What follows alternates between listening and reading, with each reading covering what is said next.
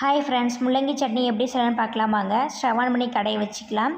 ஒரு டீஸ்பூன் எண்ணெய் சேர்த்துட்டு 2 முள்ளங்கியை இந்த மாதிரி சீவி எடுத்து இதில் சேர்த்துட்டு நல்லா கிளறி விட்டுக்கலாம். ப்ரௌன் கலர் நல்லா வர வரைக்கும் நல்லா வதக்கி எடுத்து தனியாக ஆற வச்சிடலாம். அதே கடையில் சின்ன வெங்காயம், பூண்டு, வத்தல் சேர்த்து நல்லா வதக்கி விட்டுக்கலாம். ஒரு சின்ன துண்டு புளி சேர்த்துட்டு நல்லா வதக்கிக்கலாம். வெங்காயம் நல்லா வதங்கினதுக்கப்புறம் 2 தக்காளியை கட் பண்ணி சேர்த்து நல்லா வதக்கிக்கலாம்.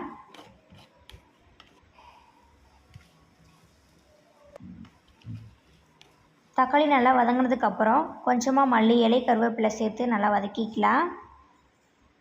வெங்காயம் தக்காளி எல்லாம் நல்லா வதங்கினதுக்கப்புறம் தேங்காய் துருவல் சேர்த்துக்கலாம்.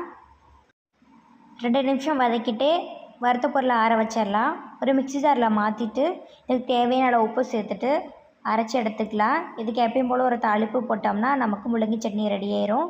வீடியோ பிடிச்சிருந்தா